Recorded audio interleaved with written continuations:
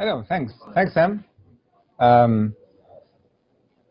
need to strike the balance between shouting so you can hear me and not too loud so the people on the microphone don't get scared.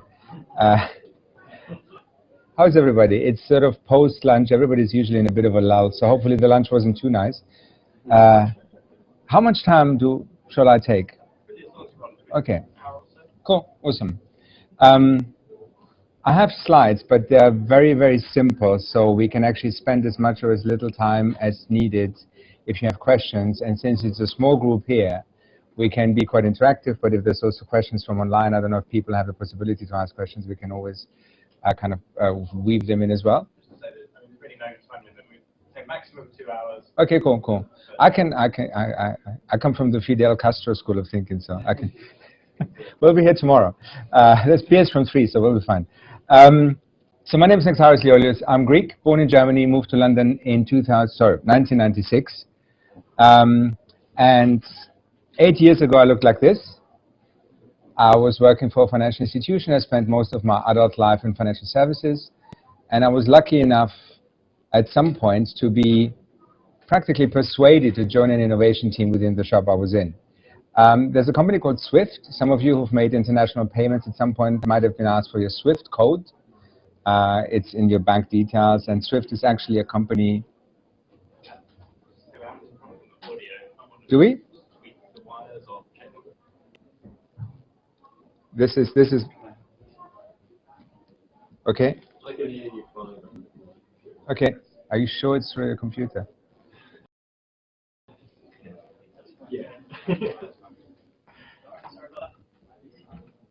User error? Okay. So Swift is a cooperative. It's actually an organization that provides a technology platform so that the banks can transact. And the biggest asset that they have is community. And after the crisis, the global financial crisis, the CEO at that point allowed this innovation initiative to emerge. It felt, look, we have all the banks around the table, and they have absolutely no idea what's happening in the outside world with all the new technology advancements. So maybe there's a need for a mechanism to emerge that educates financial services companies, banks, asset managers, etc., about what's happening in the world and where do these new innovations come from. Because startups started building things. And then this internal team was formed called InnoTribe with the mission to educate the financial services community about what's happening in the outside world. And we had the budget and the freedom to do what we wanted. And it was amazing because we started reading about innovation theory, started looking at models that exist in the world, started trying to figure out how does a large organization engage with startups. And that's the first time I came across Sam, because one of the things we started doing is we started running competitions where we actually attracted startup to pitch their business, and then we had an industry audience who would evaluate these ideas and try and vote for the best one. And it was mainly about kind of eye-opening education. So, I mean, everybody talks about Bitcoin now, but in 2011 it was a very new thing, but we had somebody from the Bitcoin Foundation on stage talk about what they're looking to do. Same with big data as a concept, same with AI and blockchain and all the other buzzwords that exist in the technology space now. We try to be at the forefront of this, whilst at the same time trying to find these grassroots startups that are very, very small companies at that point. But that gave us a lot of insights into how startups work. For me, this was a new world. As I said, this is how I looked. I was very much a suit in mindset and in appearance. And that started my journey to move away from the corporate world. And has any of you have worked for a corporate at any point? Corporates are complex animals, very political, and there's no predictability. So we had a new CEO in 2013 who appointed a new person in charge of InnoTribe, and that person just didn't understand what we were about. And we were a team of 10, and in the space of 4 months, 9 out of those 10 people left. They all went on to do amazing things. So my old boss is now the director for the Financial Services for the Poor initiative at the Bill and Melinda Gates Foundation. Another of my kind of colleagues worked for a while for Omidia, which is also a philanthropically driven fund that invests in financial inclusion startups. So we all went on to do interesting things, and we've already started talking to this company called Startupbootcamp about running an accelerator. Accelerators, as Sam said, are mechanisms that are practically mini MBAs for early stage startups. It's a 3-month program typically. You come in, you work really hard, you get a lot of tools, a lot of support, and at the end of it, your business has grown faster in those 3 months than it would have in the outside in a couple of years. That's the whole point.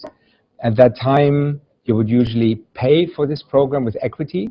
So we would take 8% equity in the startups that come into the program.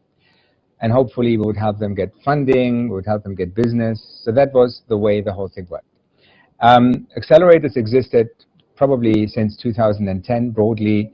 Not many in Europe, definitely not one focusing on specific industries. So we were the first ones to launch kind of an industry focused on for financial services. And that was beginning of 2014.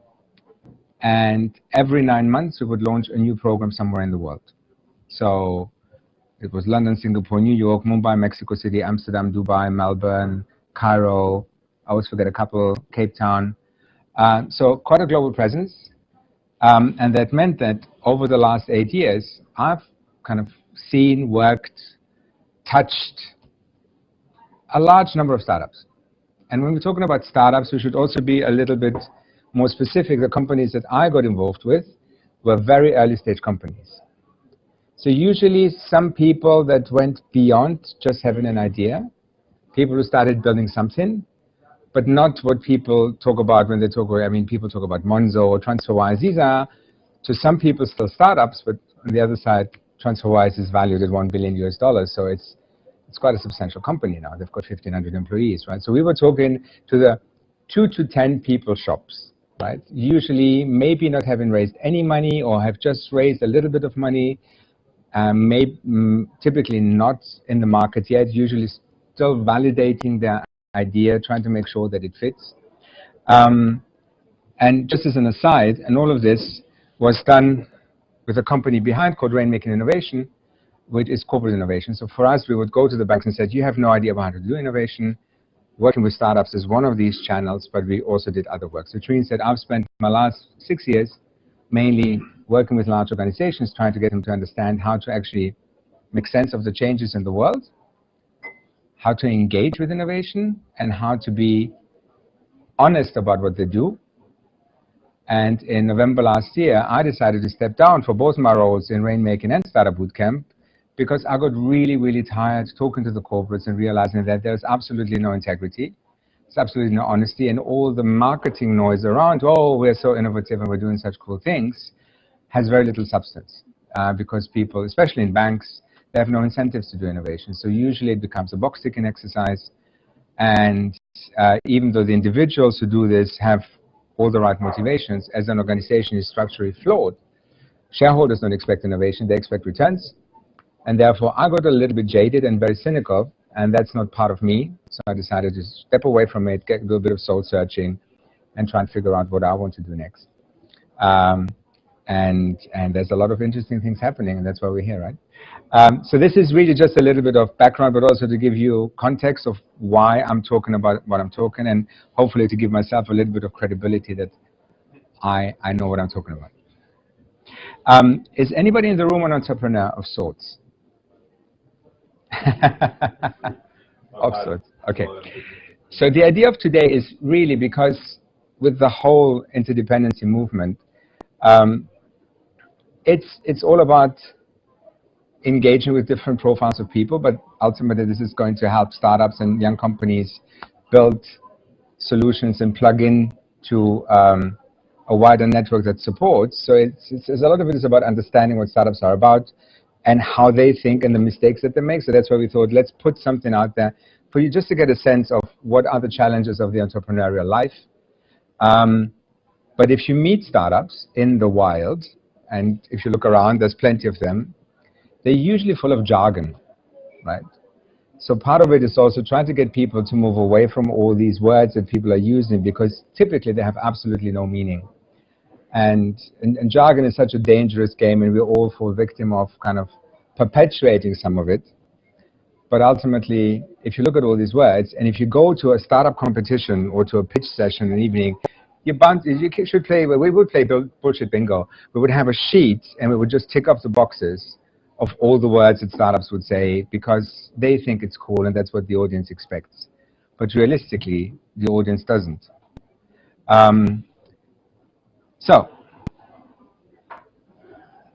one of the things we try to teach entrepreneurs when they enter this space and they get the opportunity to present their business, to sell their business, is before they even do anything, just to sit down for a moment and think about their audience. And this is something that nobody really does in life. So an element of empathy is paramount no matter what you do. Even in your, kind of, as your roles evolve within this,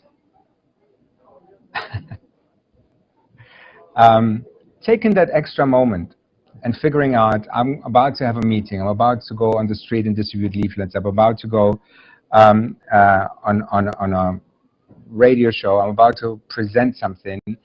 Who's my audience? And if you spend that extra 2 minutes thinking about your audience and you have an idea on how you will tailor what you say to your audience, you already have a very different position than just learning one particular pitch by heart and telling the same thing to everybody. Because the people who are listening you have no idea about their motivations, you have no idea about their interests, you have no idea where they're coming from. So from my perspective, for instance, because I've been seeing so many pitches and I go to so many competitions and beauty contests, I see 10 pitches in an hour. I really want people to be very specific about my needs. I don't want them to tell me stuff that I don't care about. And everybody is a little bit like this. And it's funny when you talk to entrepreneurs, and you guys have been there, right, and with ET Index and everything, right? You go, you have your deck, you don't really spend too much time. Somebody told you an hour earlier, hey, there's an opportunity for you to come and talk to somebody, and you just start spooling it off and you realize that person is only interested in one aspect of it, for instance. Empathy is important, but empathy requires something else, which is preparation. In order to be able to use empathy, in order to be able to say, okay, if my audience is an investor audience, I need to tell the story this way. But if my audience is a potential customer, then you need to tell the story a different way. But to be able to do this, you need to have these different stories in your head, so there's an element of preparation. And one of the biggest problems we see with entrepreneurs, and this is something that in the programs we would tell them every single day, is you got to prepare. And preparation means a variety of different things, and we'll talk a little bit about that as we progress through the slides. Does anybody have an idea what the third one is? I always say it's 3 things that are super important when you try and sell something, try and tell a story. Sorry. Number 3 is also preparation. If you don't prepare, no matter how many tools you have, no matter how much you learn, it's not going to work as well as it would with decent preparation. And preparation can mean a variety of different things, right? If you're selling something, you need to know your product. If you're trying to excite somebody, you need to understand the tools on how you can get somebody to connect with you. If you're trying to convince an investor to invest in you, you need to know what are the things that matter to an investor, which are very different from a sales conversation. So it sounds silly, it sounds banal, but it's one of those things that we've seen over the years that contributed to companies failing because they just didn't live by some very basic principles. So far, so good? Okay. So, talked a little bit about the audience, and this is a somewhat, I mean, you're my audience, and I actually don't really know what your motivation is and how you think your involvement in this might evolve, right? Because from our conversations, it could be very different things in the end, right? So when I was sitting on the way here thinking about my audience, I was thinking, okay, I need to keep this somewhat generic, partly because also, unless you want to say a little bit about how people might be using what they're learning here going forward. I don't know, can you do that? Yeah, I mean, I think we don't want to sort of fetishize the idea of startups too much, because actually a lot of what we're talking about here is applicable to pretty much doing anything, really, whether it be trying to organize a village fair or a talk, yeah, or whatever. It's just really about, scales, really. Yeah. So I think that the idea was for it to generally be useful, but particularly with the idea of people trying to do something in the world, which is overall what this project is about. Cool. So you all probably are in the process of figuring out how this is applicable to you and how you can contribute, right? In that context, there will be different profiles or different focus areas that will emerge. So audience is important because if you're out in the market just promoting the initiative, okay, you'll be talking to different types of people. If you're talking to somebody more senior, you have a different conversation than if you're talking to somebody on the street, right? It's kind of funny when you go to startup events, where, in my case, bankers would come in the room to watch the startups. The startups would dress up in suits because they want to look more respectable. The bankers would lose the tie because they want to look more cool. And it's silly, because both sides understand what's going on, so it becomes a weird ritual. In the end, credibility doesn't come from appearance, it comes from context and integrity, right? One thing that is also super important, and this applies again to everybody, very often when you have conversations, even in day-to-day life, and you have an opinion or you get into kind of a heated discussion and you want to prove something, you need data points if you want to have a solid argument, unless it's a philosophical discussion that is really difficult to bring metrics in. But one of the things that I see all the time is people talk about stuff, but they don't have the numbers to corroborate it. But in today's world, you need, and it's quite easy to have metrics for all sorts of things. With entrepreneurs, for instance, they will come and they tell you,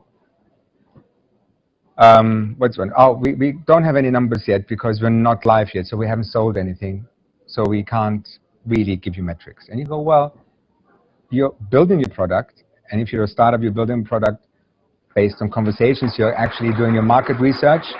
What have you done market research-wise? How many people have you spoken to? What are the learnings from these conversations? How much of this is actually translated into your product? So metrics is quite an abstract word, but when you start to break it down to how does this apply to you, right? It can actually have a flavor that makes sense to you, and it's important to have that awareness. Anything that is measurable instantly builds credibility. A lot of the stuff that we're talking about is ultimately about the credibility you have when you go to sell something. Sell in inverted commas, because it's about promoting something, it's about exciting people to get involved, it's about educating people, but it's something that people will only listen if you have credibility. Data points, measurable things, add to credibility. The number of times we've seen entrepreneurs who come to us and then have these pitches, go, the market opportunity is 100 gazillion billion, whatever. And I would always go, we don't care. I genuinely don't care how big the market opportunity is, because it means absolutely nothing. Because it only becomes relevant when somebody says to me, well, this is the market. I will not be able to address the whole market. I will not be able to boil the ocean, but I've done my research and I've figured out that I need to start with this tiny little segment. To give you an example, we had a company called My Future Now, which was a company that allows you to consolidate your private pensions. These are all people who have pension schemes from different corporates and individual engagements, and that allows you to have a dashboard, to see everything, the value of your pension. And then the business model was that on the back of that, you can actually then sell additional services. And they came with this enormous market opportunity. And after 3 months of working really hard with them, they presented at the final demo day, which is like the culmination of the 3 months. And they said, look, we've done our research, we've spoken to the individuals in the market, we now understand the market much better, and we realized that our target audience is actually men between 40 and 50 years old who've been self-employed and employed, and they've had company pensions and private pensions, and they had a minimum income of £100,000 a year. And that was so much more specific, and that means that based on that understanding of the market and the metrics that they built to get there, that they now actually have a business and they can start targeting the business, because otherwise it would be flailing, which is what a lot of startups do and end up dying. At the same time, we once had a team, and you might know the Millipay. Yeah, it's a team that was 6 guys, 5 Swiss PhD students, and a German CEO. Now, without peddling any cliches, you can imagine how dynamic they were. They were so deep into their tech and their science that they haven't been able to provide any kind of, they haven't been able to respond to the things that people wanted from them because they couldn't write an email without being able to say 5-digit faster comma specifically about how good the solution is. And that's also not good. So there's an element also, sometimes done is better than perfect. That was a Facebook motto for a long time. So you have to be also aware that metrics is an important thing, but at the same time, speed is an important thing. Especially if it's early stage entrepreneurs who don't have a lot of money. So it requires an element of common sense and guts to figure out, okay, how deep do I go with my metrics? And where is it more important that I actually get the message across and support it with some numbers, but not to the degree of missing an opportunity because your audience is losing patience. Speed. One of the things that entrepreneurs have is the advantage to move fast. So when you look at the big kind of, the two big opposites, the large, slow-moving corporates on the one side, and the very nimble, agile entrepreneurs, they both have things that work for them, right? And the corporates, the one thing that they struggle with is they cannot actually keep up with the technology improvements and the advancements and the new business models that are built on these technologies. That's why they engage with startups. So when you have a business as an entrepreneur and you cannot process the information fast and actually react to things more quickly, then you're losing one of the key advantages that you have. And this is something that we see globally. It's actually becoming a bizarre loop where you have, on the one side, one part of the world spinning really fast and things happen all the time and young people are used to that. And on the other side, you've got the still very slow-moving, kind of the oil tankers that... Did you see the bit about that tourist ship in Venice that plowed into, a boat it was like there was a small tourist boat and there was a big tanker, like a cruise ship, who just couldn't brake fast enough and it plowed into the other boat. There's an element of that that's happening generally across certain industries where the large organization is just too slow to react and accidents are bound to happen. In my world, it's really funny because the banks really think they're too big to fail. And you've got the startups like Monzo, I don't know if you know Monzo, and all the other kind of new banks that have come out of nowhere, and within a couple of years they've built an enormous customer base with really attractive services that cater to the needs of a fast-moving young population that doesn't care about the stuff that the banks are offering. And it's important to bear in mind that in our world, there's different people that respond differently to speed, right? You are all, I'm looking at you, moderately young. You've got gray hair. Sometimes we create conflict. Oh yeah, very good. We're using the same barber, I think. It's all about being more respectable, mate. No, but joking aside, it's a thing that people often don't think about. I mean, some of these things that we talk about is mainly for reflection. Okay, how does this apply to me? Where do I apply speed? Again, where do I apply empathy for people who are not as fast as me? When you work in an innovation environment, you just move with the ones who can keep up with your pace. Because the ones who are slow and lethargic and have no interest and no capability to keep up, they're just going to slow you down. In the context of climate change, we have a big issue because there are such ingrained practices that it's really difficult to get people to move away from this. So you need to build momentum somehow, and there's this whole debate around, okay, what do you do with the people who cannot keep up? Do you let them just slowly die out? And do you start building momentum with the ones who get it, who can run at your speeds? And there is an element of urgency, right? So that's something that is quite universally applicable. For entrepreneurs, the paramount element is having the right people in a team. In my time, we judged startups always on the quality of the team. So we always put less value or importance on what they were building and pretty much all the value on, are these people capable of delivering? Because a smart team can build anything. And a good idea without the team to deliver means absolutely nothing. And because our programs were industry driven, so we would have the banks on the one side, oh my God, this lending solution is amazing. And we would go, no, no. The lending solution might be amazing, but the people who came to you with this, forget it, they will never deliver. And they would really not believe us. And we go, we know what we're talking about. This is what entrepreneurs do, right? It's all about execution capability. And we had so many situations where we were proven right, or we would be in a process where we discuss with our banking partners which teams to take into the program, and it would be a bit of a horse trade. So, okay, you really like the solution, we don't think it's going to work, but we'll take it in. But the flip side of this is there's one team that we really like that you don't rate, so we'll take that one in as well. And at the end, we'll compare notes. And it's amazing to see that when you have the right team, you can do miracles. People who are open to feedback, who can move fast, who can process information fast, and who really have that tightness. And there's very, very few cases where you see a startup succeeding being led by one person, right? You need to have also a balance of profiles. One of the things that's really interesting is in this context, and we will talk a little bit about burnout, but ultimately we can talk about this here, is startups in particular operate in a very kind of bizarre bubble, right? It's all kind of most of the startups are male, let's face it. Most of the entrepreneurs in startups are male, especially the founders.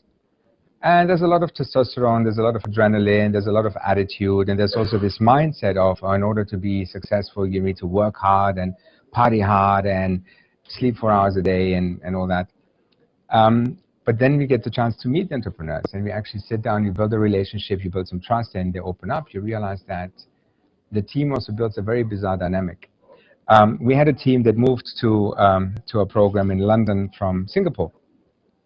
4 very driven guys. They all knew each other for a long time, and because they moved for the program, they were renting a flat, so they were all living in 2 bedrooms.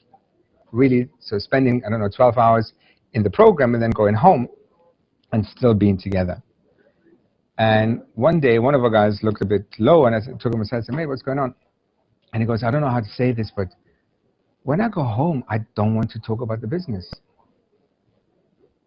But I feel like I'm letting the side down if I'm doing this. Because the other guys are still like, oh, we should do this and we should do that." And I just went, "Have you tried talking to them?" Because, yeah, I don't know. And so they text guys and say, the only way to find out is give it a try. Right? You have to, if this is starting affecting your well-being, your emotional well-being and your mental well-being, you need to talk about this. And he was very nervous, but he promised me that he's going to give it a go. And the next morning he came to the office beaming, like literally, like smiling. I said, "What happened?" And he goes, "The moment I said it, the other 3 guys said, 'Oh my God, I'm so glad you said something. We all felt the same thing.'" Right? And it's amazing because it's not natural to operate on these high levels of energy. At some point, you have to get to a point, but because you have this team dynamic, you also sometimes not do yourselves any favor. In the context of team, it's also interesting to see that most people are not equipped to deal with conflict, right? I mean, there's a fair few Brits in the room. Some of it is cultural, right? We have programs in the Middle East, we have programs in different parts of the world. It's interesting to see how conflict is being addressed. We had one French team who would always go into a room and you could just hear them shout. They would shout at each other and they would come out of the meeting and they would be smiling. Because their way of processing things would be just to shout at each other. They were very emotional and very outgoing and Mediterranean. And other cultures don't allow for conflict, right? You just keep up appearances and you smile and you nod and then you just go and it starts eating you up. So in some cases, we had to bring the conflict to the boil because we could see it was there. And it was literally a case of saying, you know what? Nobody will leave the room until we talk about you. Because conflict invariably happens. So it's not about avoiding it, it's about being comfortable with the fact that it exists and allowing it to emerge and then being respectful in the way you deal with it. And it's not easy. Am I doing something wrong? No, you're doing everything right. You might be planning something. system overload. Yes! I broke it.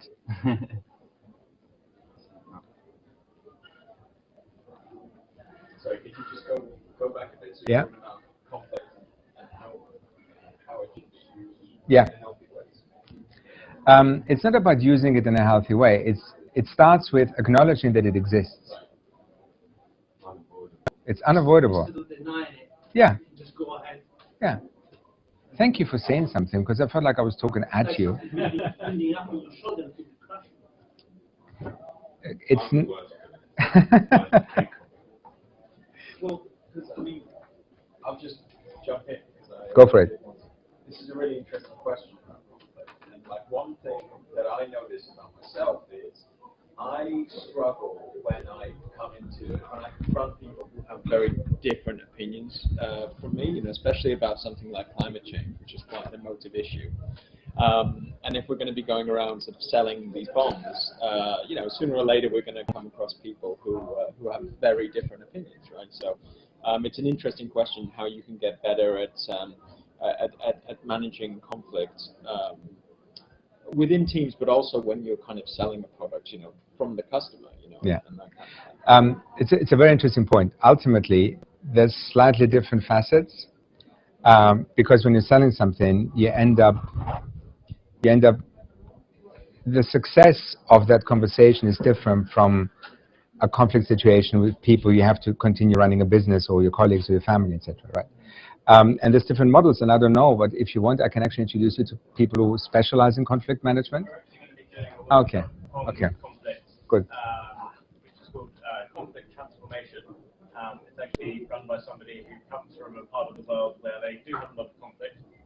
So in the Israeli army, is now works in the world of peace. And so he's going to be doing a workshop on that. So I recommend coming along, because you're right, it's something that does come up often.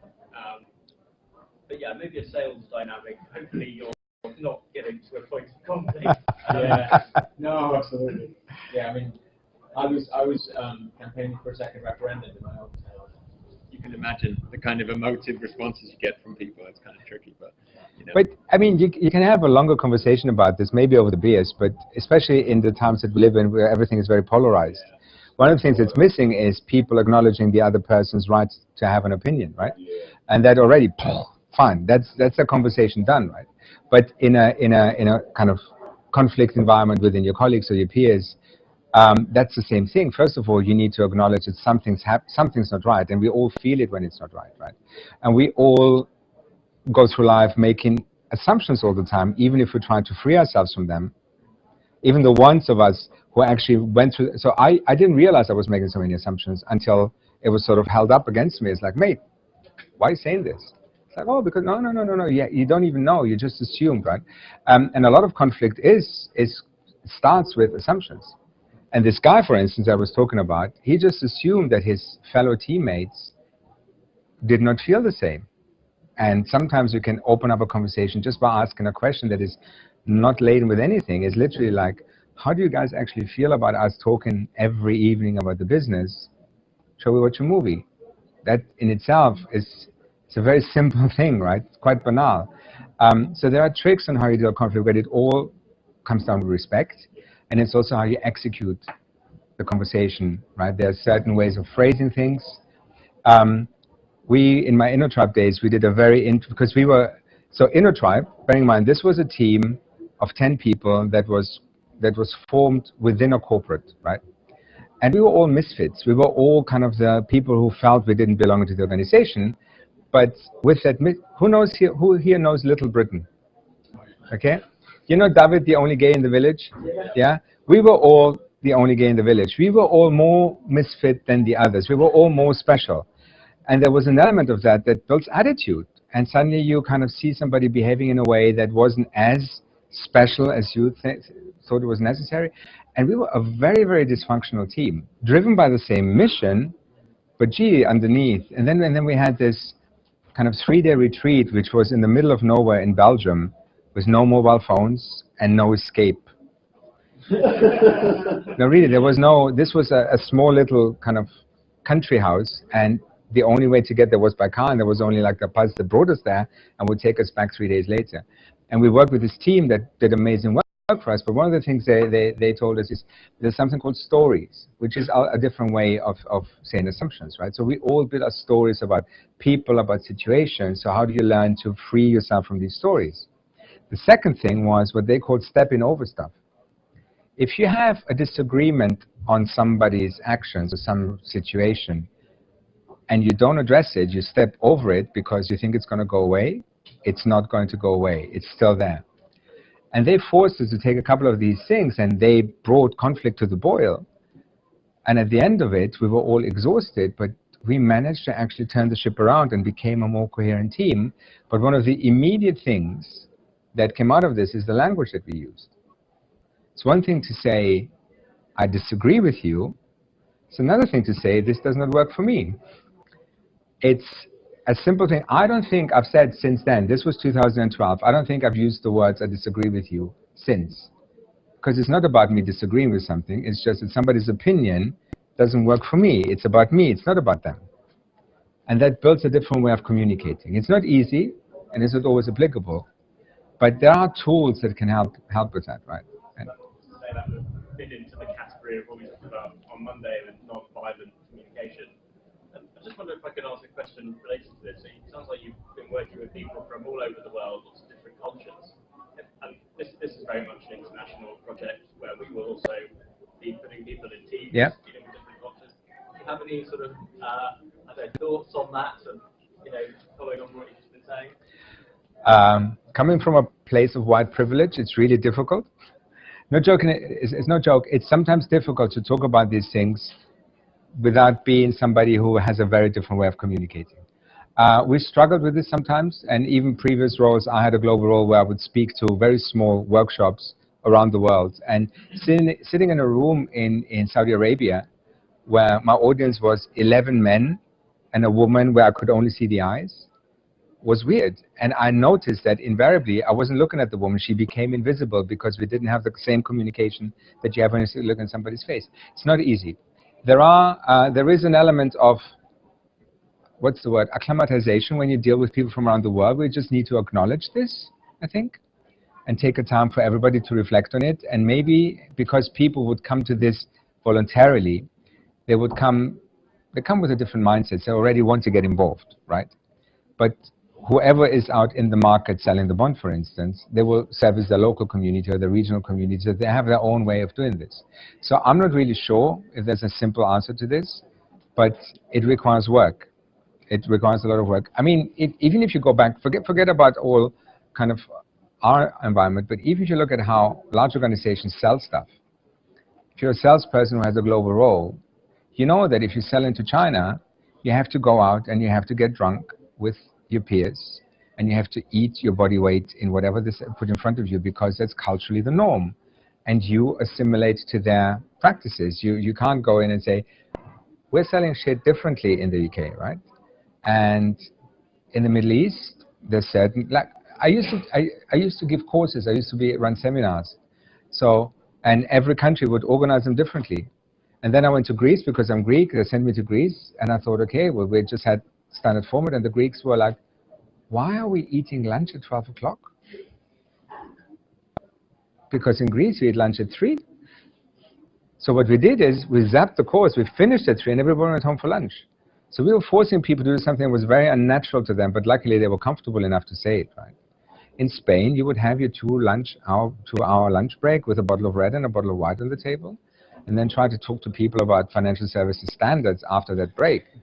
But the point is you assimilate to the local customs, and yeah, there's an element of that. I think you can probably capitalize on people's eagerness to participate and actually contribute to the discussion. In some countries, you will just not have conflict. Sounds great. No, Japan, it just doesn't happen. I mean, I've been in meetings in Japan with my peers at Swift, where the CEO of the Japanese office was absolutely useless. Everybody knew he was useless. He was there because he came from a rich family. His management team were all women. But when you went into a meeting with him, you would have to talk to him because he was the boss. And then he would sometimes say some random stuff. And then the women around him would then not interrupt him, wait until he finishes. And then they would say to him, say what you're trying to say. And then they would look to us and then would tell us what actually was supposed to be discussed. So there was a ritual around this that you just kind of played along. It was weird. Sorry, a bit of a tangent, but war stories. I have another question. Go for it. If you don't mind. I was wondering if you had any stories about. I thought it was interesting what you were saying about when you saw teams in the accelerator, and you could sort of tell based on the characters in the team whether they were going to be successful or not. I wondered if you had any interesting sort of stories about a team that sort of surpassed your expectations. Like they did a lot better than you expected, or vice versa. You know, there was a team you thought was going to do very well, but it turned out they didn't, and why? Maybe there's something you can learn. There's a few. Let's start with a team called StockViews. This was in 2014. We had this guy who came to one of our early pitch sessions, had an interesting proposition. This was an ex-trader, or he was an analyst in one of the big investment banks. He came with a proposition that was interesting. He had no idea about how to run a startup or set up a business, so he did this very corporate style. So he remortgaged his house, outsourced all the development work into an Indian company, so paid a lot of money for that, and had no idea about how you validate an idea, how you actually move fast. And we looked at him and said, mate, doing this alone and doing this the way you did this, quite kind of traditional, it's not going to work. So you're at the point now where you really need to consider if you cut your losses and go back to your corporate life, or you do a fundamental rethink and come back with a co-founder, with owning your technology. And he was sitting in the room and he had tears in his eyes because nobody was actually as direct to him, because normally we'd go to people, they'd go, oh, that's a great idea, because that's what people say. But guess what? A year later, he comes back with his co-founder. And there's a website called founderdating.com, no joke, which is a website where you can find people to start a business with. So what he did is he started going to events and went on founder dating, and it's also it was kind of funny because he was this tall, lanky English dude, pale, very pale, and his co-founder was this short, kind of weedy Indian guy. So they were like chalk and cheese, right? But when they started telling the story, it was like you could hear the violence in the background, how they met on founderdating.com and they had a couple of coffees and they realized that they both liked the idea a lot and it was very complimentary, and then they got into business and they made it into the program, and it was the first team to raise money out of that program. So there was a real kind of, he listened, he processed, he put the work in, and then he came back and did something that really helped his business succeed. And then now, I think they raised a Series A, they're in level 39 out in Canary Wharf. Good team, right? We had another team, and this is actually a team that I sometimes use as an example for the ability to take feedback on board. These are two founders who both met at business school. For me, typically, if somebody comes from business school with a startup idea, I already have alarm bells ringing, because usually it's not somebody who's been driven by a passion to build something, it's people who had a good idea. And one was from the Philippines, one was from Dubai. They had an idea about crowdsourcing property investments in commercial property, right? So I mean, that concept exists now for a while, where you can't buy a whole house by yourself, but you can actually buy a share in this, and it becomes an investment. That was interesting. But the two guys who both had an equal share in the company didn't want to be CEO for whatever reason. So they hired a CEO, gave him 10% equity, and he'd been on board for a couple of months. So they came to our selection days, which is a process where we take a bigger group of startups and we've kind of filter out the ones we want to take into the program. And every time somebody spoke to them, the CEO would start to talk, and then one of the founders would talk over him, contradict him, just not let him be the CEO of the business. And we realized that the team dynamics were quite rotten. And at the end, we didn't take them for that very reason. They didn't seem coherent. The CEO didn't have the authority to do much. Also, when you're building something as a team, you need to have everybody incentivized in equal measure to contribute to the success. And you can't have a CEO just own a tiny little fraction of the business, because he will be constantly undermined. So we were setting them down. And what we do with the teams that we don't select, we debrief them and we give them the reasons why we didn't pick them, hoping that they take this on board and do something about it. And I was talking to them, and as I was saying that we felt that the team dynamic wasn't working, one of the one who was interrupting all the time turns to the CEO and said, "Yeah, I do feel you let us down a little bit." Right? So I look at the guy and said, "No, mate, you're the problem. You talk over him. You don't allow people to. You don't give us the feeling of the CEO being the leader of the company." And I elaborated with examples, and he got really offended. And he said to me, and this is one for the books, "How dare you say this? My ability to take feedback on board and my humility are my greatest assets." Right? So that's the flip side of that, right? There were people who just don't care. There are people who think they know better, and it's always, it goes back. I mean, the team dynamic goes back to other qualities, which is feedback, right? Being open, and we'll talk about this a little bit as well. So yeah, there are lots of examples. If you look at, I think at the moment, who knows Revolut? It's Revolut.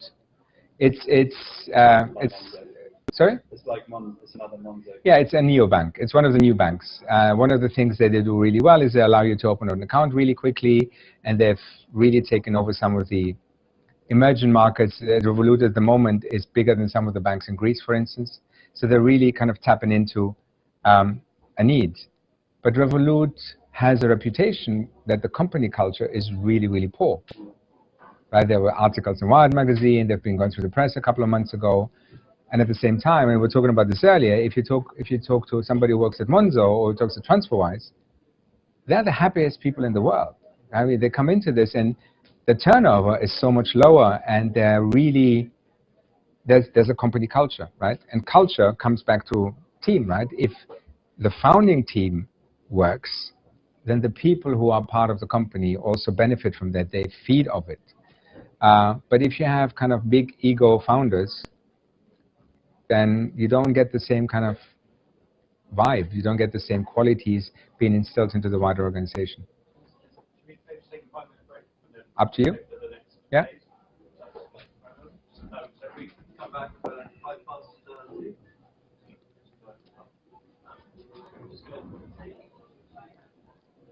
There's a company we've been working for as a freelance called NBC. They started as a small diving company and then become a service company. Now it's one of the biggest players in the game in the North Sea. Okay. You know how? Or you know why? It's very strange. Most of the time when you go offshore working for this company, you have at least 1 or 2 representatives of the company. The rest of the people are freelance. If you go working with them, they are all freelancers. It's because management give total trust. Yeah. Mm-hmm. It's one of the few companies you can say, "I don't know how to do this, and we will." And the last time I was working with them, I was in the class, going to the airport with the ship. This lad said, "It's a bit uncertain. The first time I go for 5 years, I don't know exactly how to." And I was telling you, listen, we will have each other. This is not a big problem. You know what? The Jesus project. Really? And it was better than that. But you know that I'm quite. I acknowledge this. It's very important. To make value, that this value will be perceived, people will feel stress. I was always being impressed with that. How does it work? But I mean, if you take a step back and look at the challenges that corporates are facing at the moment, across industries, the biggest challenge in innovation or transformation is culture change, right? Most organizations are struggling to change the culture within organization, and most people who look at, like the big thinkers in innovation, don't talk about technology changes and business model changes. They talk about organizational change. And it comes down to, how do you actually take what you just described, which is an implicit trust and models that allow people to grow, and how do you train people to be comfortable with uncertainty, because there's an element of trust on the other side, right? How they self-assess. Yeah. But this is interesting, because I would like to bring in the table Thank two you. different cases. One from 7 years ago, the German army. One of the reasons they were so successful is surgeon or the ones below him who take charge and make a compromise especially in the task. Waffe. No. Luftwaffe, the Air Force, the German Air Force. Right. The ground troop. Yeah, Bundestag. No, anyway, that was a key model. Because they didn't have to convey all the time with the hierarchy. Obviously, what do you want to do? And it's quite interesting because I read some about this issue in one of the documents of these guys. You know, the ability of people to perceive what has to be done, you know, and do it without, you know, with fact continuously. It gives to higher management a bit more freedom, you know, intellectually exploit other venues. So, and in contrast, you go Colin Powell after the invasion of Iraq. He wrote a book that he said one of the things he found out that people didn't have the courage to tell the truth. Right. There's the two opposites, you know, with 7 years time span in between them. So where is the learning curve? There is no learning curve. People are very, very bad at learning. Especially in large organizations, I genuinely believe that learning is not valued or in any form, in certain industries, not really executed. That's why they keep repeating the same mistakes time and time again. Yeah. Is there, just to be devil's advocate for a second, is there occasions you come across where the integrity of an idea or the integrity of some inspiration has been compromised by somebody listening too much, or has been compromised by somebody being exposed to too many voices around them that has caused them to dissipate the idea or dissipate the vision? Yes, we do talk about this in a bit, but happy to can jump ahead. Everybody who starts a new business needs to surround themselves with advisors of sorts, and advisors often come with opinions. Yeah. One of the things that I think is important is to find ways of figuring out what's an opinion and what's a qualified statement, right? But if you don't know that, you are being torn into different directions, and if you're not confident as a person, sometimes you just lose sight of where you wanted to go. So it happens a lot. And it contributes to, if you want to be a successful entrepreneur, you need to build that kind of common sense, gut feel, BS filter, call it what you like, that allows you to kind of say, now this is just an opinion, and it takes me too far away from where I wanted to go. It happens. But it's not something that is just common sense, intangible. It's also there's stuff you can do to actually counteract that. So when people come to you with stuff, you can start asking questions. So you need to have a certain mindset or a trained mind to ask these questions, to filter out how much of this is actually substance, and you need to maybe investigate or invest further into finding out the validity of it. Perhaps it comes back to the empathy that you were talking about, like understanding the context out of which people's opinions and people's approaches arise from, and understanding that they may come with certain baggage, certain expectations, certain biases. Yeah, and then being able to quickly kind of, part of that. Opinions are probably one of the biggest obstacles with advisors that people have, because, and it's often the emotive content of how someone says something than what they say that drives the impetus of an opinion rather than like. Do you know lean startup methodology as a concept, right? And one of the things in there is what is called customer discovery, right? Which means if you have an idea, you have to start talking to your customers, your potential clients, the people who would be using the solution, buying the service. And in customer discovery, part of it is, if you go to your mates and ask, is this a good idea? They will all say yes. But even if you go to a neutral person of sorts and you ask them, is this a good idea? Again, they don't really have to give you anything beyond yes or no. So they're more likely to say yes. But if you find the person who is the ideal target, and then you start asking, would you pay for that service? You might get a different answer. On top of that, even if they say yes, then we say, okay, would you continue paying for that service? And this is how you sort of start filtering out the ones that are your ideal customers. And there's an element of that also when you start meeting people who give you unsolicited input. Right, There's a lot of that. Even now, I mean, it's kind of funny. I was because at the moment I'm not working, and I stepped back because I wanted to do something else. So I didn't see anybody from my industry for 6 months. And the last couple of days I spent at one of the big conferences where I sort of know everybody. And the number of people came to me without me even asking them, telling me what they think I should be doing. And you go, just go away. Yeah. Yeah. People have, and again, maybe more so than even 10 years ago, people feel entitled to give you opinions. Yeah. Everyone's an individual. Yeah. Yeah. No, I completely agree. So this is your day 3? Yeah. Well, it's the second day of talks, but Okay. the third day of the program. Cool. Yeah. It's going well? Is it fun? Yeah, I mean, apart from a few technical hiccups, part of the course. The system overload? System overload, for instance, don't know what that was about. My laptop died. You have a lot of tabs on. Yeah, I think it might be something to do with that.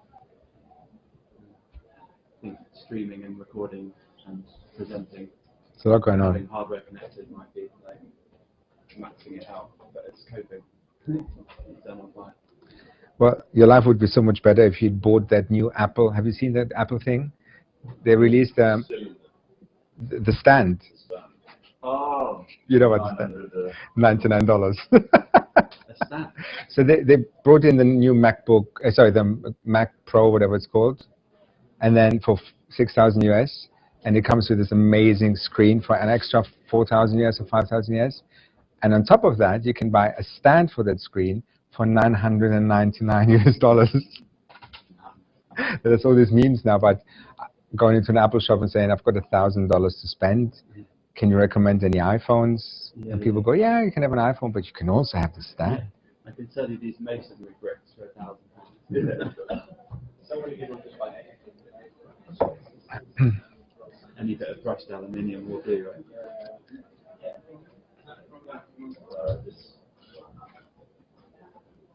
Lost one. Sure. Kind of didn't start. We're way ahead of you. How's the energy? Are you all right? Yeah, good. I hope it's not too hypnotic, not too. It's much nicer to actually have your questions, guys. In all fairness, it's. You're quite interested in that, so it's like let you keep talking. Say interesting things rather than interrupt it. Go for it. Well, yeah, can I ask a question before we move on? Sure. Because say the team is one of the most important things you look for. I'm kind of wondering what your criteria are. How do you assess the teams? I mean, you had some criticisms for teams of like PhD graduates and stuff like that. And yeah, I was wondering what is that team? So on the PhD graduate or business school thing, this is where I need to kind of switch off my assumptions. So I need to go into this with an open mind. It's easy for me to go, oh, not another MBA student with a great idea. So there's an element of that. So just a small disclaimer. There is no hard and fast rule for this. It's really more about, first of all, looking how people interact with each other, right? If you talk to, in my case, if I talk to a team that has 3 founders, and they talk over each other, or they don't, or they contradict each other, then there's already an element there that you realize something is missing. There are things that are very measurable, like if you look at the cap table of a startup, so the distribution of equity, right? Yeah, the cap table, right? So if you say that, okay, this is a team with 4 people, and one of the guys holds 80% of the equity and the other one has got very little, you can already predict that there was going to be something in there that's not going to work. But mainly, it comes down to figuring out how they process feedback.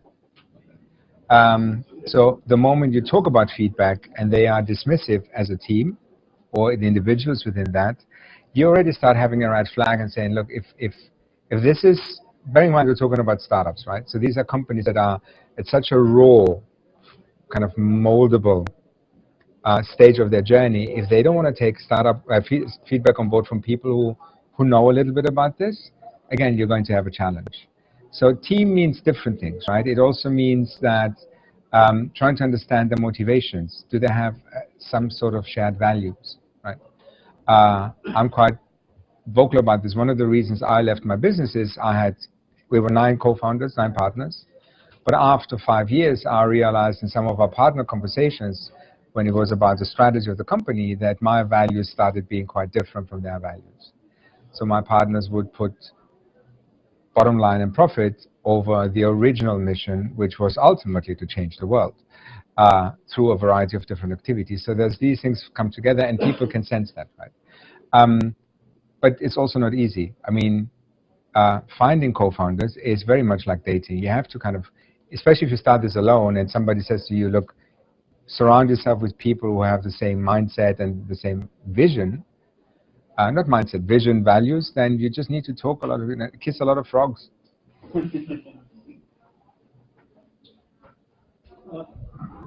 My question is more or less in line with the one that my gentleman just asked. But you said co-founders, that is two keywords. One is co-founder, the other one is teammate. In order to be a teammate, you need to be someone that invests, also physically invest in your idea, or just someone which believes in your idea and participate, and then in the long run, it will share the success of the yeah. I'm talking about co-founders because I usually deal with small companies that usually only have 3-4 team members, and therefore we don't have big questions around who's an owner and who's an employee, for instance, right? But ultimately, it's not about, I don't want to get stuck on the word co-founders. It's about when you look at the culture of your team and how you communicate, big or small, it's about everybody having a relatively clear understanding of their roles, responsibilities, having good lines of communication, having established conflict resolution mechanisms. And ultimately, it's about knowing also what motivates your people. So if you run a business, and you have, say, it's a team of, I don't know, 100,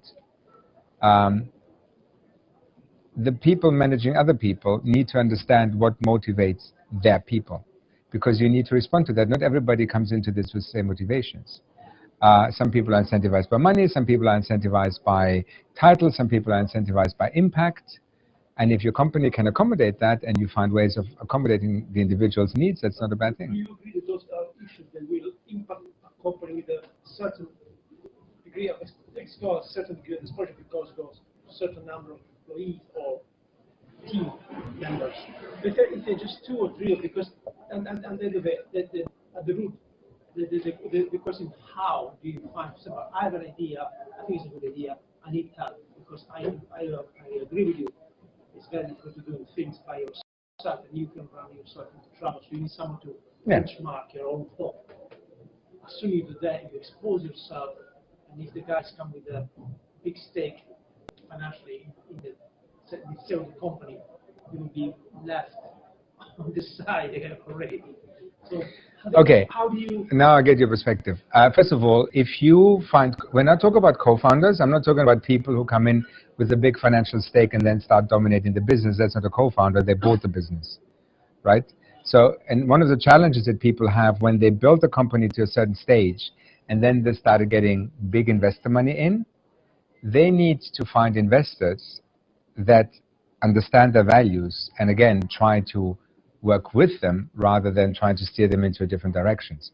So what you're describing is a scenario that's actually quite unhealthy, because that's no longer your business, right? Exactly. Yeah, it isn't, and then it goes back to values, absolutely. And very often these things fail, or sometimes you see people building a business with the right people, with the right kind of shared values, etc., taking it to a point where there's a big investment, and then after the minimum lock-in for the founders, they leave because they're no longer represented in their values are no longer represented, or the company changes, and it happens all the time. There's a guy called Charlie Delingpole who founded a company called Market Invoice. He's now doing a new thing, and Market Invoice was one of the big success stories in fintech. And he left the business because he and his co-founder did not see eye to eye. And we used to run these success stories where we invite successful entrepreneurs to come and talk to the startups in the team. And we had the guy from TransferWise, the guy from Nutmeg, which is a kind of investment platform, and Charlie. And the first 2 were completely on message. Surround yourself with nice people. The whole thing that we're talking about here. Charlie comes along and goes, I will never, ever, ever have a co-founder. I will always do it alone. particularly in his case, it worked, right? But it's not the standard. The standard is that you need people who share a lot of, they share the joys and the pain, they share the losses and the wins, but they're equally incentivized to do this. Yeah, but the fact that you share with them the burdens and the success doesn't mean that you really have to also share with them the owning of your idea and company. So you seem to have an idea and you're quite protective of it right now. I have an idea, but I also acknowledge I need to have people to help me out. I am afraid that they will derail the process. Not based on money, but derail the process. The ultimate process is the benefit of people and environment, or vice versa. But then it can be easily commercialized because there is a case. That is because as soon as it's going to commercialize, you lose the focus. The focus is local success, environmental success, and local level with people, not money. Okay, without kind of hijacking the overall conversation, what you're describing now is somebody who is somewhat distrust. You don't trust that there is somebody out there that could actually share your vision, and you get so excited by them that you're quite happy to share the ownership of the idea as well. So you are very protective of it, which is not a bad thing, but don't assume that everybody else who might be interested in working with you would come and would be a shark. Yeah. That's a good question. Maybe we can go off the team one, but I guess this idea of sort of like often businesses needing a hacker, a hustler, a hipster, or some sort of almost archetypes. Do you agree with that, or the sort of idea that there's commonly a mix that you need? So when we started Startupbootcamp, my title, because we were two guys running this, right? My title was head of everything, and my co-founder's title was head of everything else. It's quite common to have catchy titles, and there's a reason people want to have certain profiles, because ultimately it reflects people's personalities. And usually, the person who sets up a business typically is the product guy with the idea, not necessarily the tech person, and therefore they need somebody to take care of the tech. Look, when you look at businesses, early stage businesses with 2-3 founders, everybody does everything anyway, but you need to have somebody who ultimately takes the responsibility for the decisions. With these very kind of socialist constructs is that there's nobody, collective decisions rarely work, and sometimes you need somebody to have overall responsibility, and for us it's easier to have one person to deal with as an accelerator or as an investor or whatever. And it's more about an understanding of when you build a business, there are certain functions, and you need to have some distribution and some definitions of the functions, otherwise you duplicate work. So having a person who's selling stuff is important as a function. Selling, marketing, whatever, having a person who defines the product is a function. It could be the CTO, it could be the CEO, doesn't matter. But I don't really believe that, but it naturally, organically, at some point comes to some people having a stronger focus on one of the functions and someone another function. I don't know if that helps. Okay. Is this something you've been through? I mean, yeah. Generally, I guess there's sort of the common idea that you need a tech person if you're doing anything in the digital realm, and if you're like me and you can't build lots of widgets. The one thing that I think is important is that you understand who owns your tech. So it's not so much having a dedicated CTO, but it's about don't outsource your tech, especially not as an early stage business.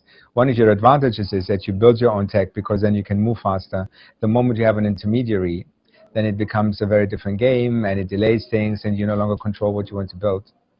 I think the key thing though in all of this is you need the people that you trust enough that you can sit there in the middle of the night with a bottle of wine and at some point go, you know what, all this is rubbish, let's start afresh tomorrow morning with a different thing. So the whole pivoting thing after a series of experiments and figuring out something isn't right, and sometimes these crazy ideas come in the most unexpected moments, and then being able with them to change things quickly, because that's one of the advantages you have as a young business.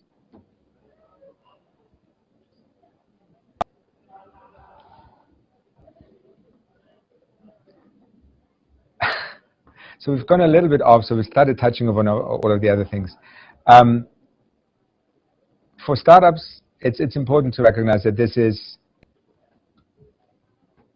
a very unusual setup. Nowadays, it's very commonplace, but as a business, it's still a very different way of doing things than what you learn in business school or what you do when you are in a corporate world. And sometimes people are quite naive and think that when they are a startup, they can open any door and people think they're cool and therefore will talk to them.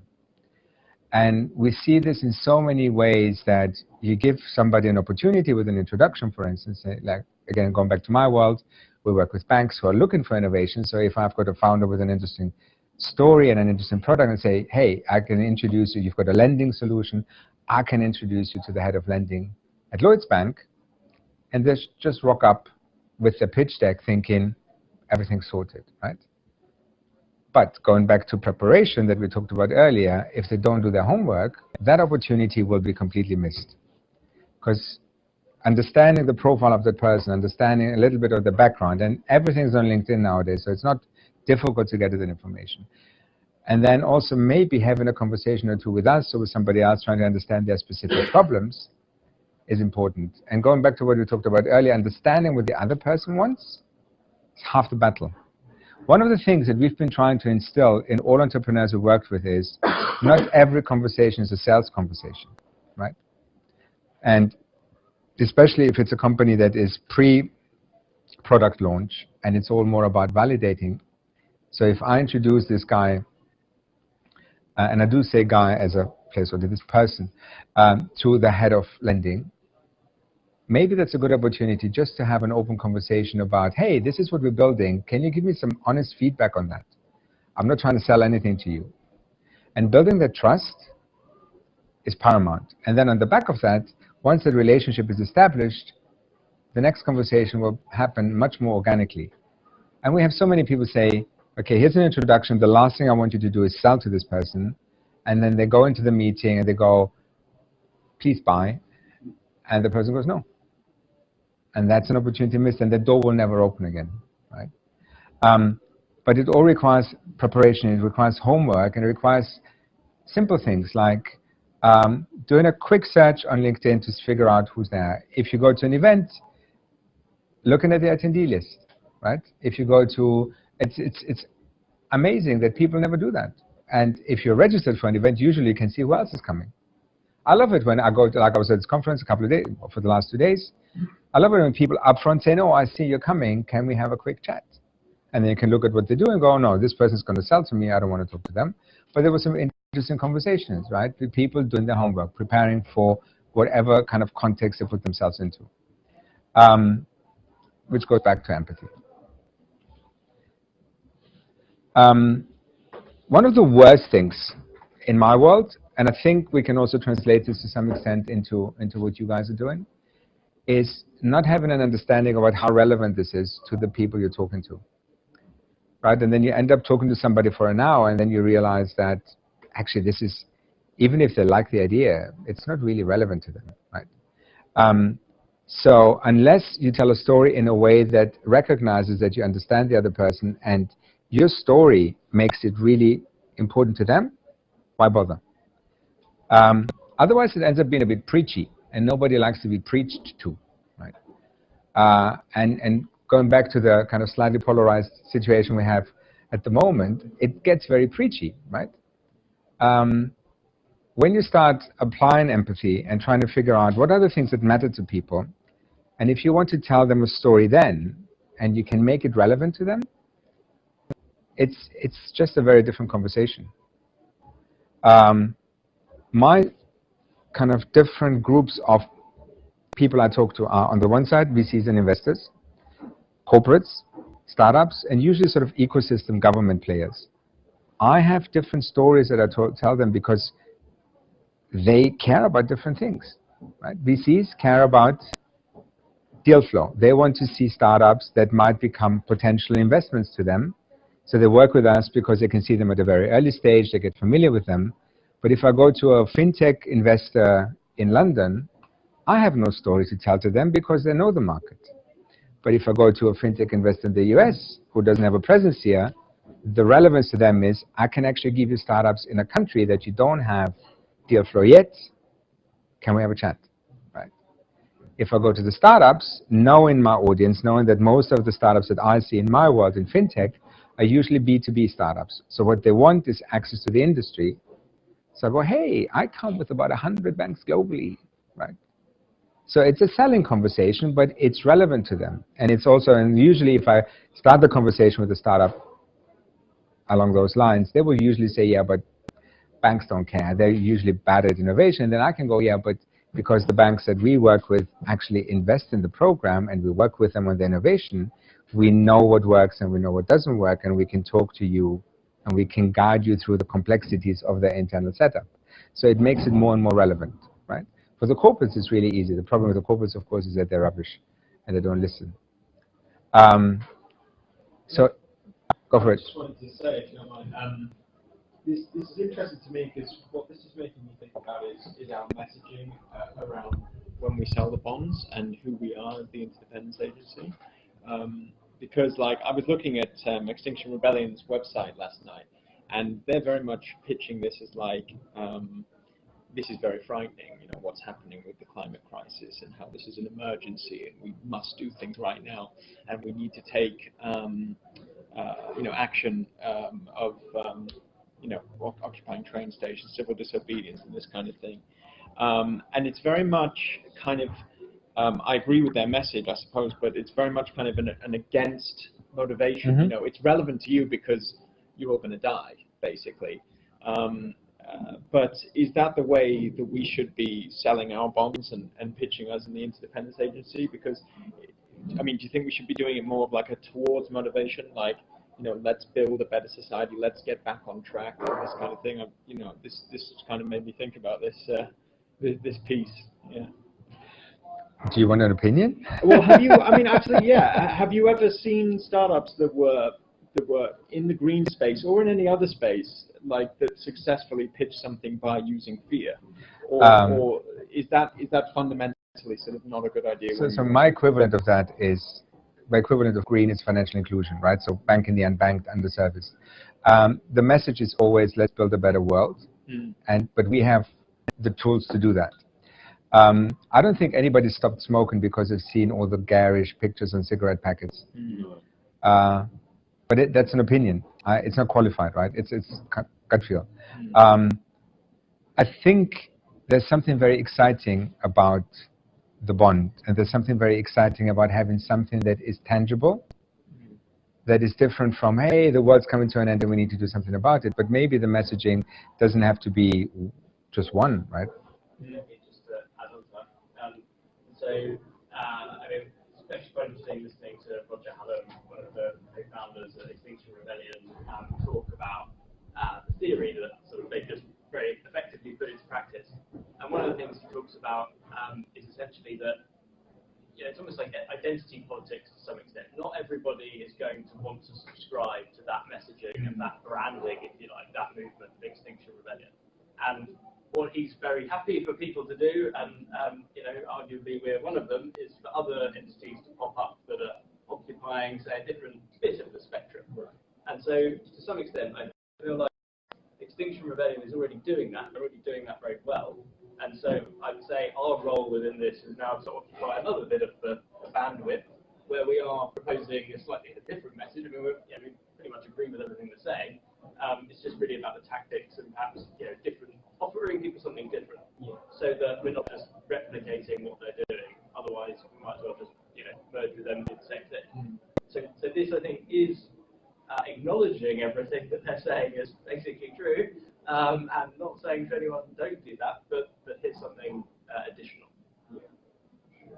So we're saying this is relevant to you because if you buy this bond, you know, you're going to be able to help to build a better future. You're going to be able to help to get your local community back on track, and more safe and lucid. Yeah. And I mean, there's, again, within the narrative, there's different stories to tell, but I mean, in the sort of slightly more apocalyptic scenario, actually having some renewable energy and locally produced food might be quite useful. Yeah. So it's trying to kind of make sense in those different contexts. I mean, very personally, what appealed to me was the fact that this is tangible. It's not too abstract, right? It's more like, okay, there's something you can do and it actually makes sense, but it also was in a language that specifically for me, I understood because I understand bonds, right? I understand financial investment mechanisms. So I think there's something about, it goes back to your audience, right? And different people will respond to this differently as well. Maybe just something to throw into the mix. I wonder what you think about the power of revelation, because it's something that I think about quite a lot when I'm not trying to persuade, but trying to sort of project an opinion or project a position. And often it feels like you want to spell everything out so that the listener has to do the least work. You know, they have all the information there in front of them. But actually, for me personally, when I'm listening to something that inspires something that isn't explicit, like, you know, I'm being led in a direction, but it's not totally explicit, so there's a bit of work for me to do. That message comes across so much more powerfully because I've had a revelation that hasn't been explicitly laid out for me in advance, and I've actually had to do a little bit of work. So I wonder if maybe that's something to think about in terms of messaging. Yeah, like it's a bombarded with the data straight away. So the fear factor is a good example of that, because you don't need to express all the reasons to be fearful, but you can kind of hint at it or like create the context in which someone very easily comes to that conclusion. And that's much more powerful if they come to that conclusion themselves without having been physically directed into it.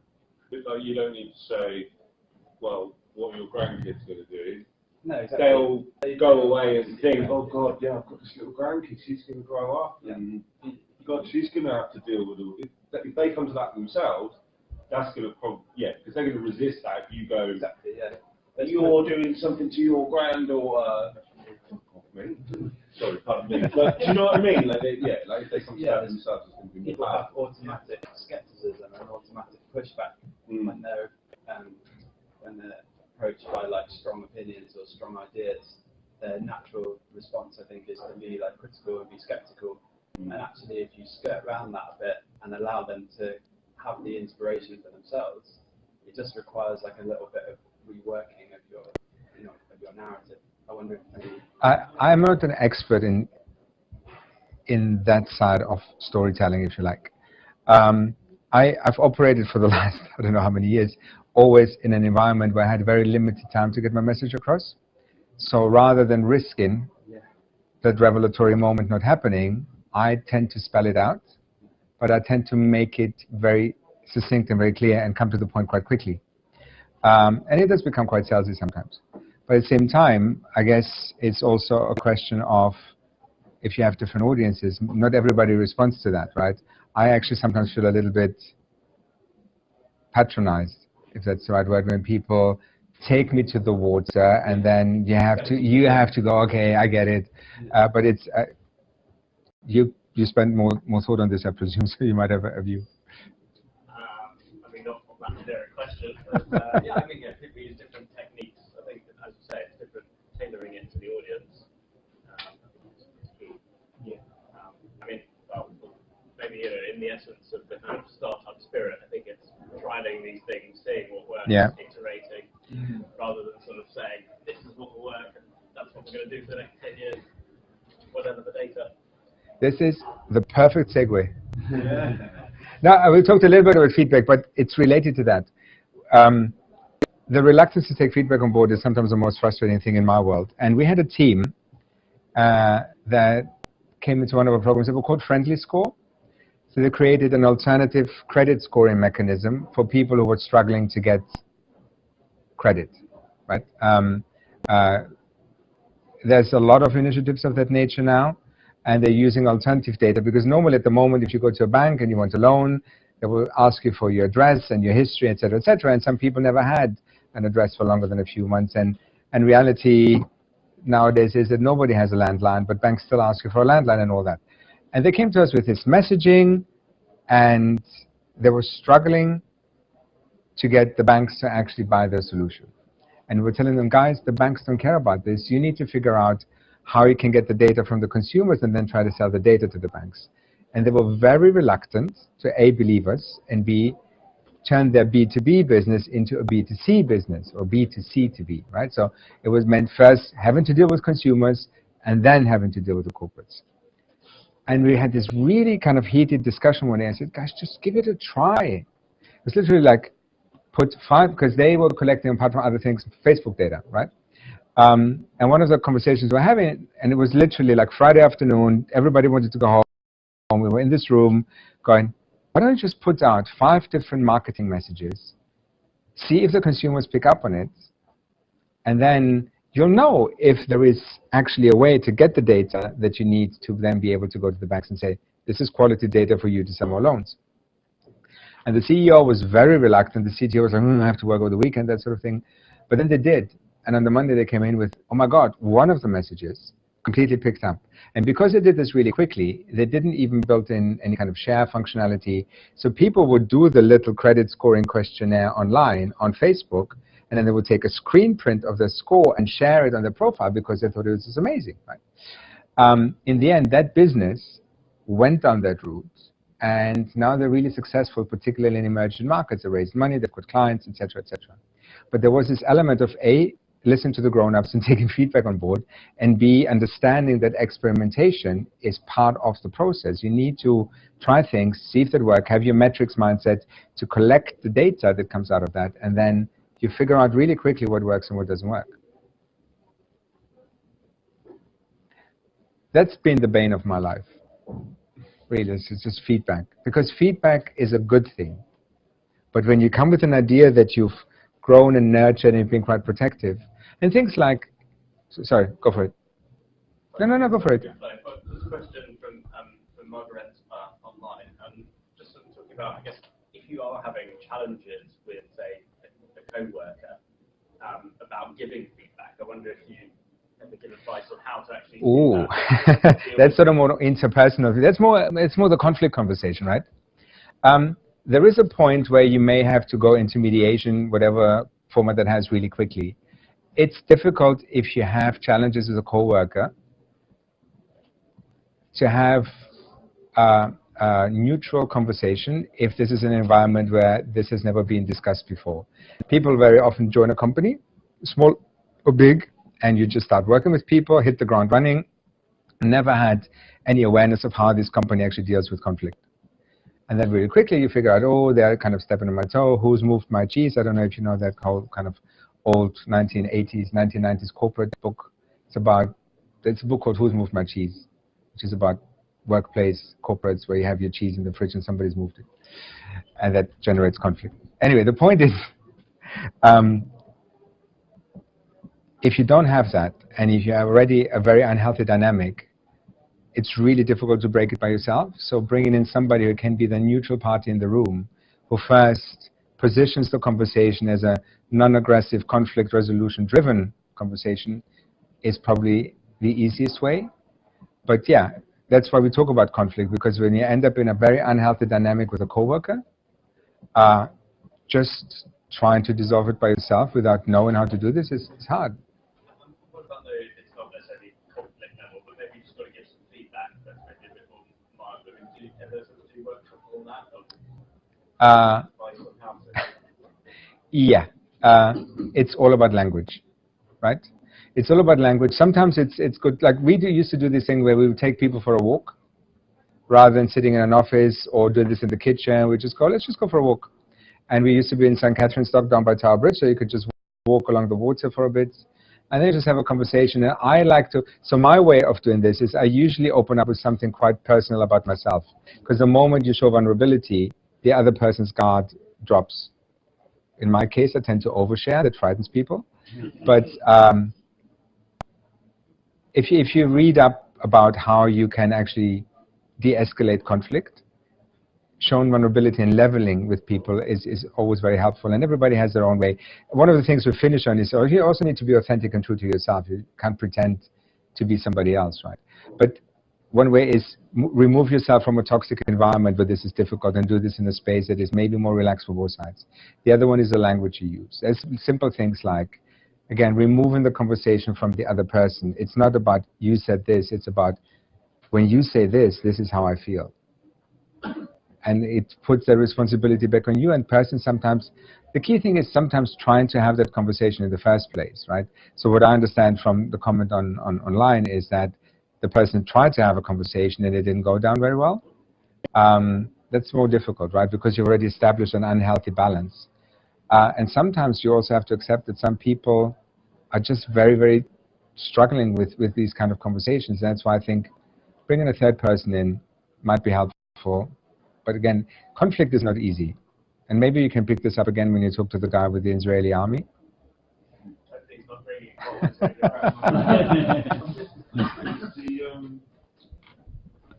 It's relevant to my work. I always got told about the, I don't want to swear again, but the SHIT sandwich. Oh, right. So you say a good thing, then you give the negative feedback, and then you end it with a good thing again. Would you subscribe to that? Is that a good idea, or is it really old mythology? I think it's very formulaic. I think it's very predictable, and people can see through it, right? But in all fairness, if you want to have a let's just say you have something you want to talk to somebody about. You want to make them comfortable, so you will try and level somehow. So maybe it's not about saying a good thing, but you need to find some common ground before you start the difficult conversation. Yeah, that whole thing sounds a little bit kind of 1980s shoulder pads. Yeah. But now I'm thinking about this. Ultimately, you do this invariably somehow. You want to soften somebody. You need to get the difficult message across, but you don't want to walk away being both really kind of upset. So maybe there's some common ground. So yeah. So if you wanted to put a nice spin to it, maybe this thing still works, but not in these terms. Maybe there's an element of choosing your moment as well. Yeah. Like the right moment. Like don't try and give somebody feedback just after something bad happened. Maybe wait until you're having a coffee the next day and everybody's just laughing, and then maybe waiting is a difficult one, because if you wait for an opportunity to arise, you might just step over it and push it out because it's difficult. So you need to choose to have that conversation. You need to be also ready, and you need to be in the kind of right frame of mind to do this. I had to fire people, and the first time was horrible. It was absolutely horrible. I couldn't sleep the night before, and guess what? The last time was as horrible. These things never get easier, right? And these are often conversations where you have to go, you know what? It's not me, it's you, right? That's the other thing. You need to be very specific in your feedback to not make it personal, but ultimately that person has to understand that the reason that they have to leave is because it just doesn't work. So I find it interesting that most of the questions are around culture and conflict and team dynamics, and which I guess it's something we can all relate to, right? We've all been in the situations. Can I ask another question? Oh, sorry. That's right. Oh yeah, if you don't mind. Just wondering if you could tell us about any startups that you worked with which were trying to make a difference in the green space or with carbon emissions. Did you work with anything that was trying to reduce plastic or? No, because I only worked with financial services related startups. The closest thing I've come to anything to that was ET Index when I first met Sam. Right. So it's called, before it was called engage tracking, it was called ET Index. Yeah. Right. Yeah. Engage tracking index. Yeah. Are you familiar with anything going on right now in this space that's particularly exciting? I mean, No, I'm learning about it very quickly. Yeah. Okay. Fair enough. Fair enough. Sorry. I come across the technique which I didn't find very constructive, but that was a multinational that decided to go in that way. They were matching the entire team. They had like a benchmark, and they had people coming on site to run exercises to see where the whole team was spread against this benchmark. And the result of the first exercise was a new on board. I was totally out of the graph, where all of them were very well distributed in specific points. And that make me think, now listening to you, for certain environment perhaps it could be useful. In other environments, it could be destructive to the company because you lose the ability of people or bringing new idea will be resourceful in some way, because you. I understand. So, having gone through the corporate world, I've seen, like, every year we'll do a different model, right? There's Myers-Briggs, there's all these different hats of thinking, blah, blah, blah. There's a new model for everything that describes the composition of teams, the qualities of people, et cetera, et cetera. There's the one that stuck with me is called Process Communication Management, PCM, and it practically does the same kind of original analysis of people's personality profiles. And then it says it's got 6 different flavors, 6 different profiles, and it says that everybody is to some degree capable of doing something. So my profile, my base profile is harmonizer. I just want to make sure that everybody's happy, and I'll do everything that everything works, right? But then I've got the capability to also operate on a sales level and on an execution level, and they all have their kind of funky names. And there is a profile called Rebel, which with me is completely not developed. I've got practically no capability for Rebel, right? For the guy was completely kind of contrarian and outside the box. And then there's another one called Imaginer, which is the creative people, and they usually are quite aligned. And again, very little. So I'm not that sort of person, right? But if you have that understanding, and then you see that people have the capability, it allows you to better understand how they work, but it also allows people, like, I once met a guy who, he was one of our lawyers. He was 100% on all 6 profiles. So he could do anything. It was amazing. But then he operated on one particular level because that was his job, right? So the interesting thing about this is not understanding how people work only, but this particular model comes with tools to allow you to recognize people's stress, right? Which means that if I am now put in a position where I have to be creative, which is not part of my makeup, I get stressed. And if you know the same methodology, you can see me being stressed, and then we can start having a conversation about what is it that's stressing you, and we can figure it out. The reason I'm saying this is, sorry? Process Communication Management, PCM. The thing I mentioned this is one thing to understand how teams are composed, what people are doing within the teams based on the personality profiles, is another one to actually learn how to deal with the situations, and it's usually, so you're pointing out that we've got 10 minutes. Cool, okay.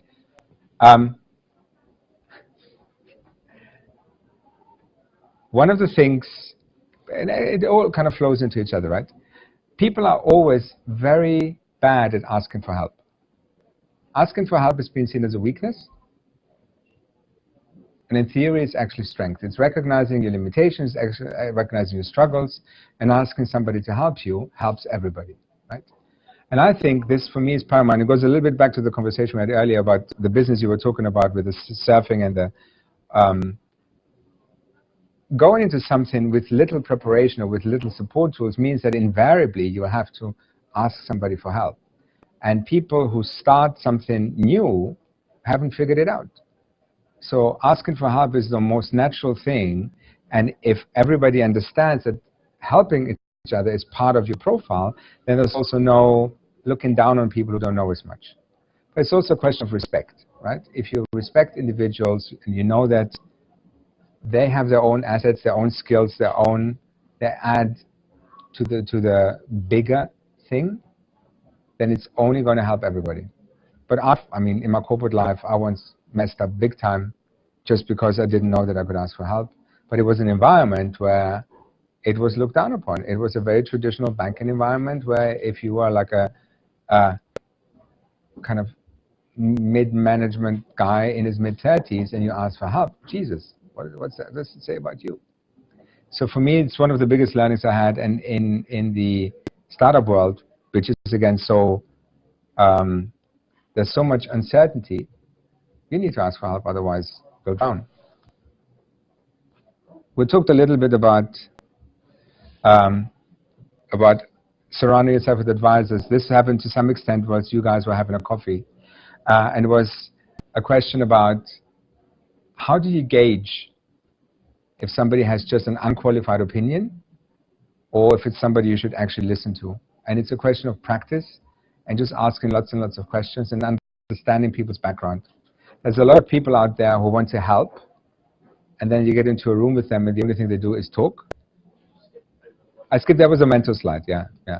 But we can have a separate conversation about this, because with the 10 minutes, the one thing that I want to say at the end is, it's really important that in all of this, if you take all of this into consideration, you shouldn't forget that credibility comes with authenticity and integrity, and people can see through you putting on an act or being yourself, right?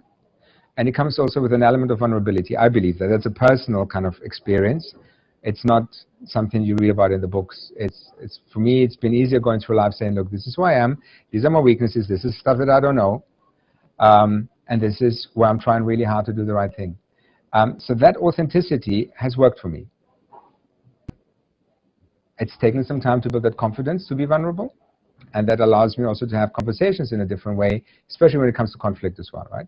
So being yourself, I think, is important. And I'll give you one small example. Wonderful founder, female founder of a company called Realty Mogul out of Los Angeles. Very eloquent, again, like a property investment platform. When she pitched a startup, she had a rehearsed, it was acting, right? She was very uncomfortable being spontaneous, so she learned a thing, and that was the thing that she did. And she was a very sincere woman, very serious. And then we had some pitch training with her, and some of the people in the kind of advisory group would say, oh, you should smile, and because she was, in conversation, a very approachable person. And she really struggled, and every time she struggled, it was more like, every time she tried to smile, it was more like a grimace. It was horrible. I just took her aside, like, don't listen. This is you. This is part of your personality, and people will find you a lot more credible if you do it the way it works for you than trying to pretend to be somebody that you're not. And there's a lot of cases where you see people coming on stage and trying to be somebody, or starting a conversation. You can tell it's a rehearse. They read about the shit sandwich and all that. So being yourself. And now, we talked a lot without going into that much, but the one thing that people neglect in all of this is, there's one thing to be yourself, there's another thing to look after yourself. So I don't know how we want to do this, but we've seen people crash in front of our eyes. We've seen people lose weight, not sleep for weeks, use drugs to compensate, break up of relationships, people having major mental health issues just because they felt that this environment demands it. And there's a real danger that when you do something and you get so passionate about it,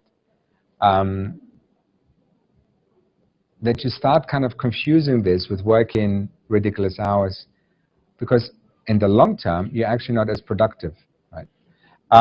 I spent my time in corporate, and I always had a very clear line that the moment I left the company, that was it, and that was my private time. And it was clear, it was easy. I had no overlap with my personal life.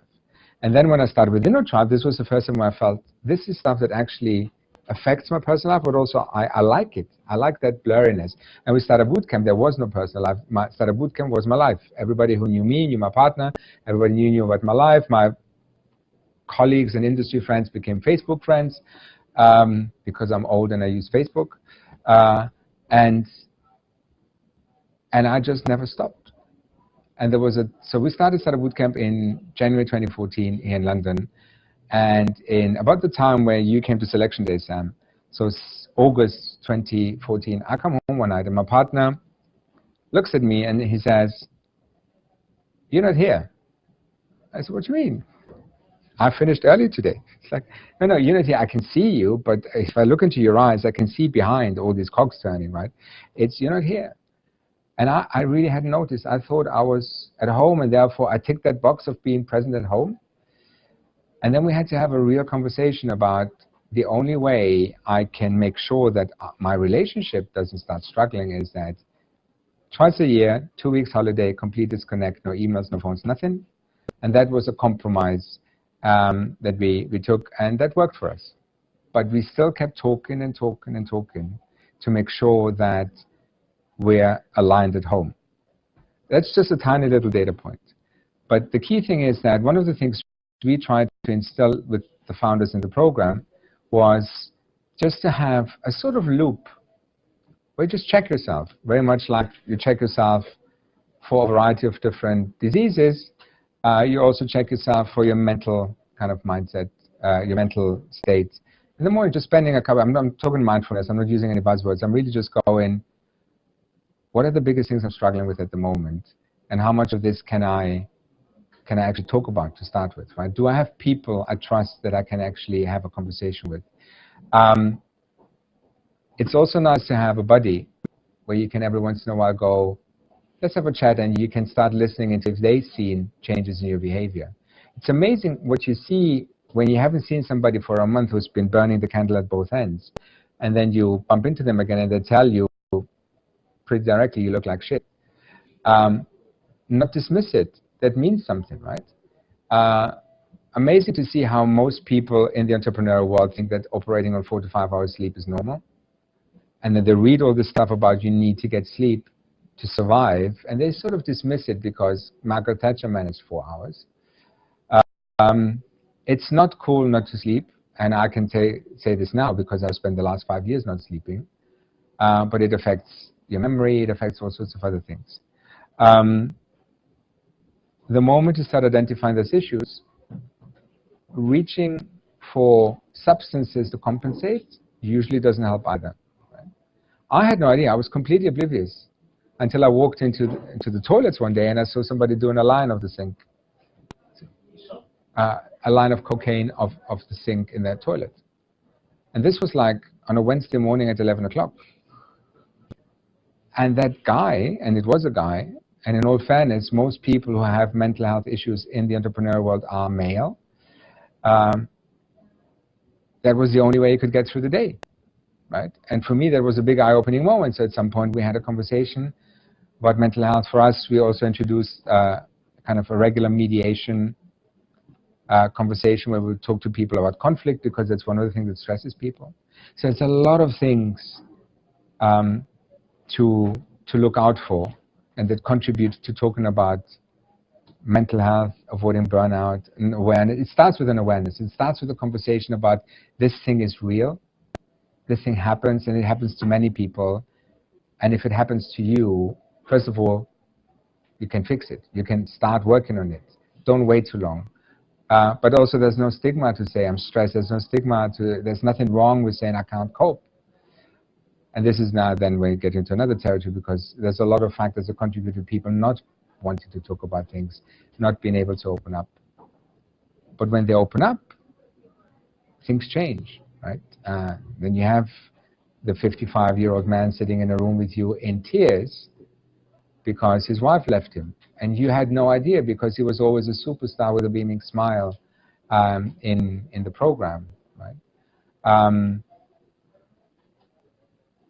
Luckily, I think especially the last 12 months have shown that there's there's an increasing awareness about mental health, and there's more material to read about, right?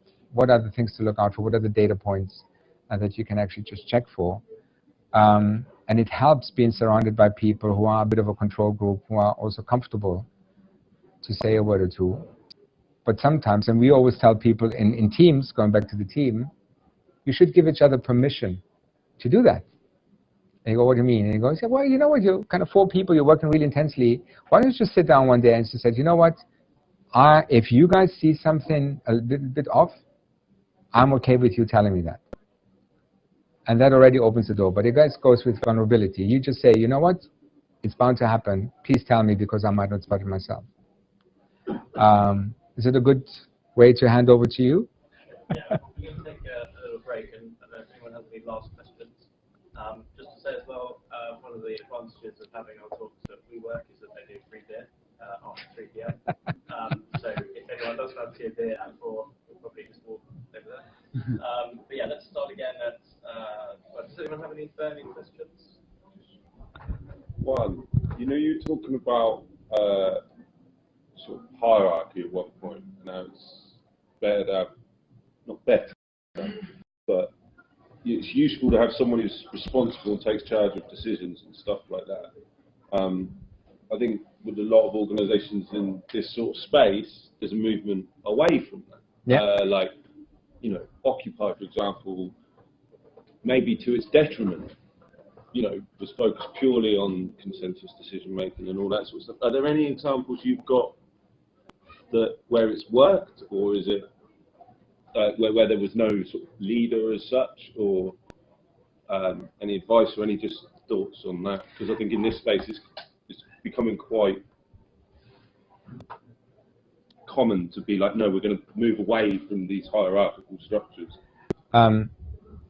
It's a very, in theory, there would be a very complex answer. Your space, I'm calling it that because it's not my space yet. I'm just learning about your space, right? Is something that I don't fully understand, so I don't really know about the dynamics of decision making, right?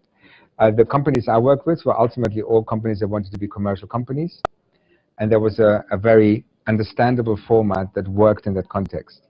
I haven't seen any companies that were consensus driven that ended up doing well, but that was also because of the shape and the environment and the high pressure kind of format that we use with these startups. So all this to say that I can't make a judgment on that. The one thing that I know is that in the corporate innovation space, people look at changing the organization to move away from being too hierarchical. There's a lot of kind of so-called pod organization models where it's about empowering teams to be completely autonomous in their decision making. They figure out themselves if they want to have somebody being the leader, or if they want to be consensus driven. So there's models that are being discussed, even on a wider context, to move away from the very hierarchical, very traditional organization. That is something we're going to touch on, I think, on a later workshop. Sustainable leadership. Yeah, it's interesting, isn't it? There's lots of different examples of it happening all over the world. One of the really interesting ones is if anyone's aware of the autonomous region of northern Syria, Rojava, that's been formed out of the ashes of Syrian civil war. They have very effective militia that have fought ISIS on the ground there, the YPG and the YPJ, and they have a very interesting hierarchical, semi-hierarchical structure where they have elected officers in their army, so they have much more trust between the different levels of responsibility, and they have delegates rather than representatives, so they have people who delegate an opinion of a group rather than represent a group in a council format. There's lots of kind of structures and mitigating structures where you can kind of balance power against each other. That are really, we're really trying to embed that in our way of working. It's what you were saying about the pod working style as well, fits into that very much. That's obviously much more commercial startup setting. Thank you so much. Thank you. Cheers.